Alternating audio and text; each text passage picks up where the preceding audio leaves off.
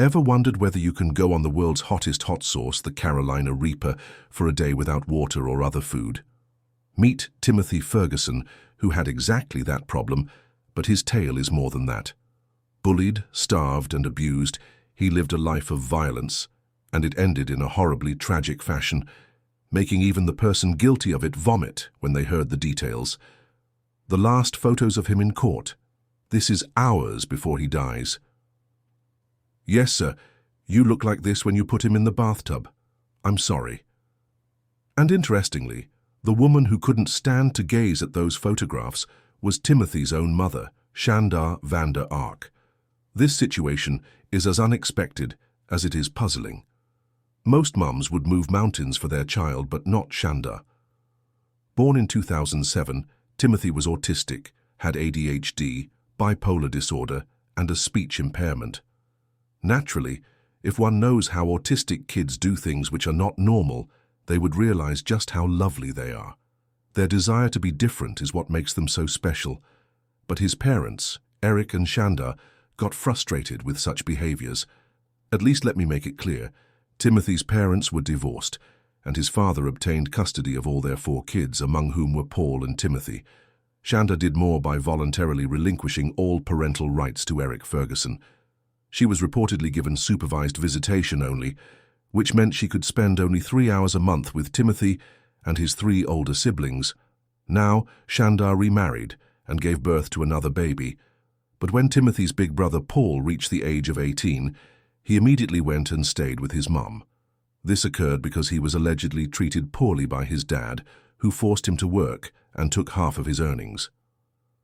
The melodrama began back in January of 2021, when Eric dropped off Timothy at the house of his former wife. He claimed that he could no longer handle Timothy, calling him too much to deal with. Timothy arrived with a Ziploc bag full of several bottles of medication dumped at Shandar's front doorstep. It's said that Timothy arrived at his mom's house rather plump. Fast forward to July 6, 2022, Timothy had died at age 15 and weighed only 69 lbs. His autopsy report showed that he had starved to death and suffered hypothermia. Picture sitting in a cold bath filled with ice cubes for 9 long hours, being forced to gulp hot sauce on an empty stomach, and being told to remain perfectly still like a statue without even moving a single muscle. Timothy was made to endure this test on a daily basis, with arms raised high and motion sensors put on him. Any movement whatsoever would create shrieking alarms. He suffered terrible agony and terror, realizing that the slightest movement would cause more agony. To provide some more background, the moment Timothy stepped into his mother's home, his life would be hell. He was beaten, tortured, and punished by his own brother, Paul, and his own mother. These individuals said they were only punishing Timothy because he supposedly stole food without permission, peed and crapped on their bed, stole things, took things without permission, woke them up in the middle of the night. You said that you would, the punishments, and I guess this one at 3 in the morning about not letting him sleep, or he has an ice bath, so he's awake at 3 in the morning. You said that is because he would keep you guys up at midnight, or wake you up at midnight? Yes, sir. Could you? And again, you did very well on the logic and reasoning section of the LSAT exam. Could you tell me the reasoning behind waking someone up when they're waking you up to make them learn how it feels? But they're already up, aren't they? It made sense to me, sir. It's now that you ask it, but it doesn't seem to make sense. But it made sense to me at the time. You didn't really mean that. That was just out of spite. You were just mad at Timothy for staying up all night, weren't you? No, it was supposed to be a punishment, sir. I was trying to teach him not to sneak. He snuck. It wasn't food. He would sneak in the garage. He would sneak toys. He snuck around and messed with his baby brother's homeschooling materials. I've got like flashcards and stuff for him. He messed with those and ended up getting them all mixed up. But did Timothy do all these things? And even if he did, was it justified to inflict such extreme punishment? Timothy stood with arms aching with pain and sweat pouring down his face.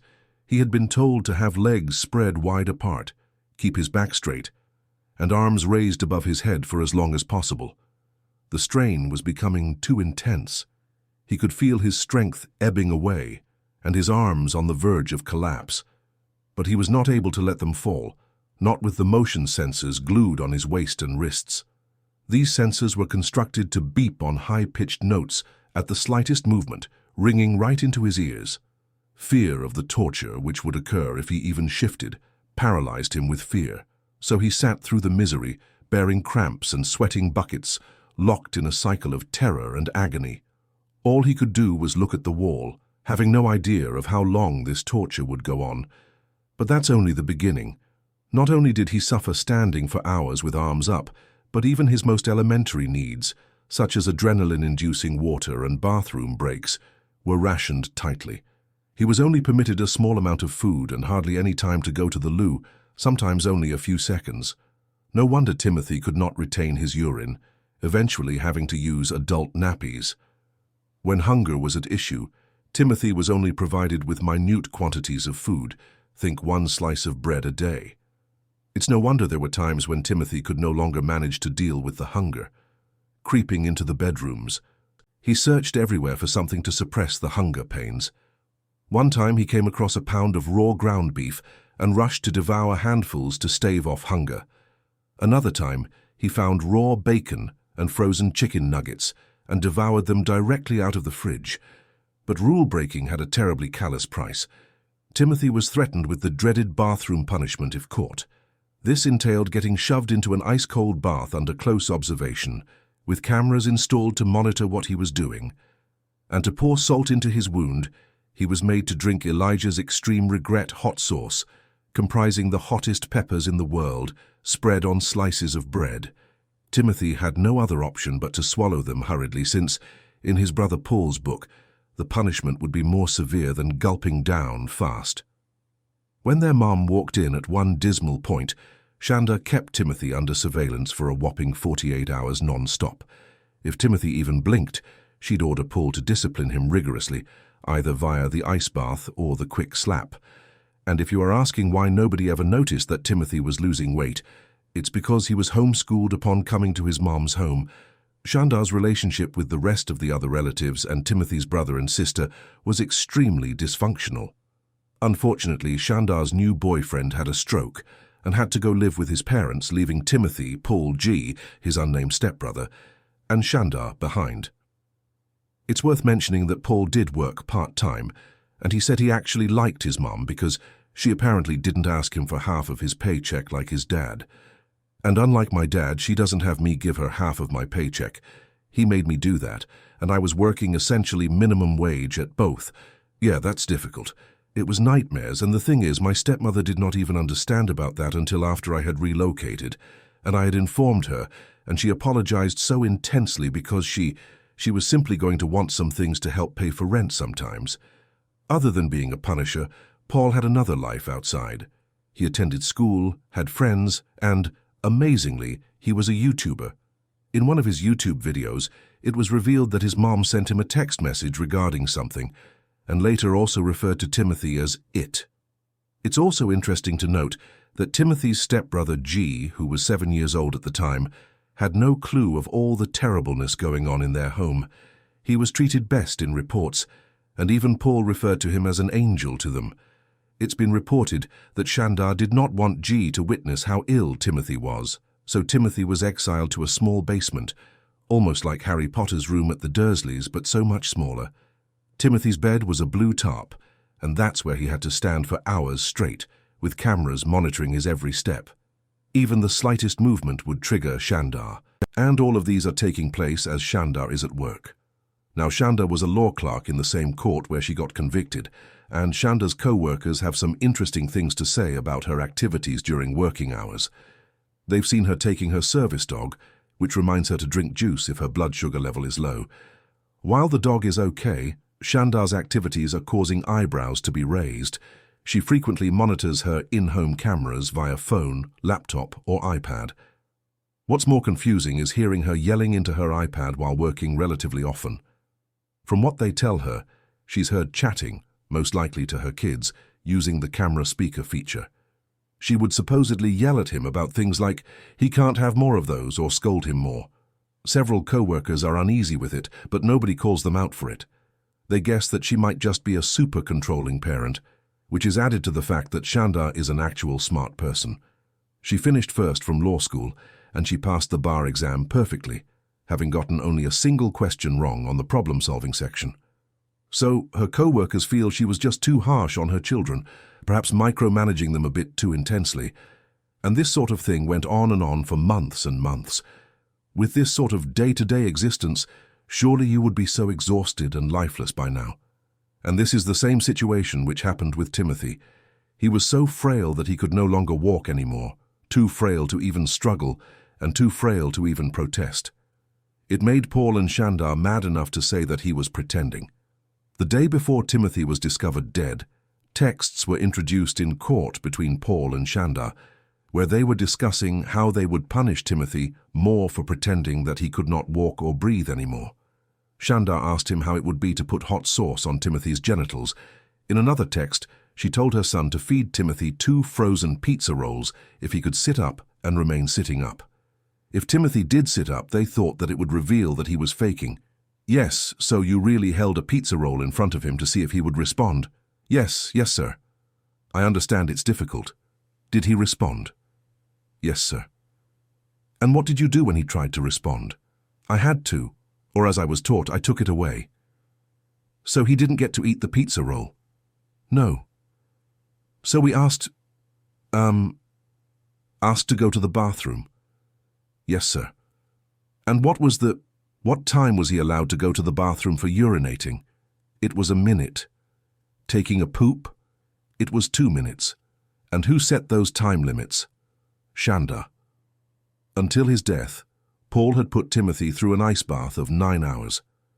When Shandar arrived home that evening and found Timothy almost dead in the bathtub, she did not care and slept afterward. At about 11 p.m., she pulled Timothy into the little basement room and wrapped him in a tarp, calling him pathetic. His eyes were open and fixed. This was the last time that Timothy was ever believed to be alive. The security cameras mounted in and around the house recorded the time when Timothy passed away in his sleep in the little closet given as his bedroom. What is remarkable is the day following, when they learned of Timothy's death, they moved him from the basement to Paul's bedroom and told the authorities that Timothy was on a hunger strike because he was a stubborn teenager and that he had rolled out of his bed that morning. So you heard him roll, that woke you, and you went downstairs and he was... And I stood him up. I asked him, would you like something to eat? Because the first time anything I saw on even in his face was last night. As she dialed the emergency number, she was heard on the phone performing CPR on her son, calling him baby, my Tim, and buddy. It's ironic because she would not even call him those sweet names when he was alive, but rather called him names like dummy or pathetic. The police knew at first that something was off when they heard Shandar's story. Upstairs, they discovered Paul lying on the couch, not a single tear. When questioning Paul, Shandar interrupted the interview continuously, even though she was supposed to be talking to another police officer. Did you know that he was on this hunger strike? Did I tell you or not? I don't know if I did or not. He's skin and bone, I know. How did he... He's really... Well, he doesn't talk to him hard at all. Like they say hi, and they don't... Yeah. What's interesting is that in the audio call from 911, Shandar appeared to be doing CPR on Timothy. But when they viewed the camera tape, Shandar wasn't even willing to do CPR on her own son. Even Paul did not consent for it. It is obvious that there was a brown discharge oozing from Timothy after he had passed on. Shandar and Paul soon found themselves in court for a trial that would decide their lives forever. The mood was strained, particularly when Paul chose to testify against his own mother. For all that they used to share such a close bond, they could not even bear the image of looking at each other in court. Paul's testimony revealed horrid facts about Timothy's life, trapped in the small area under the stairs. He explained how Timothy was continuously watched by motion sensors in punishment for each little movement. Paul unveiled Shandar's horrific ideas, such as pouring hot sauce on Timothy's private areas or forcing him to drink Tabasco sauce. When Shandar took the stand, prosecutors inquired from her regarding her radical ways of controlling Timothy's eating habits. Shandar justified herself, explaining that she aimed at stopping Timothy from hurting himself, but her defense collapsed when questioned with text messages instructing Paul to get Timothy to vomit after he ate. In the courtrooms at the last minute, the judge's words boomed prior to passing judgment on Shandar for murder and child abuse.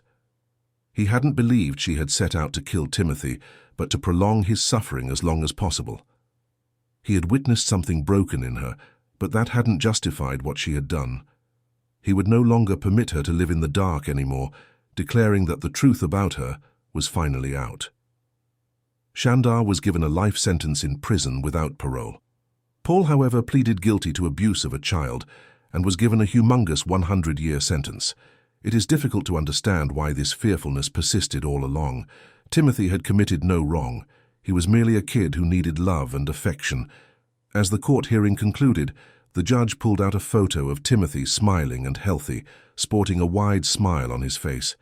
The judge did not want to recall Timothy looking so weak and depressed, like a victim of a horrific experience, but rather chose to recall him as the grinning kid, bursting with energy, his eyes shining with joy. What do you think about this case? Leave us a comment below. If you liked it, don't forget to like the video, subscribe and press the notification bell so you don't miss another true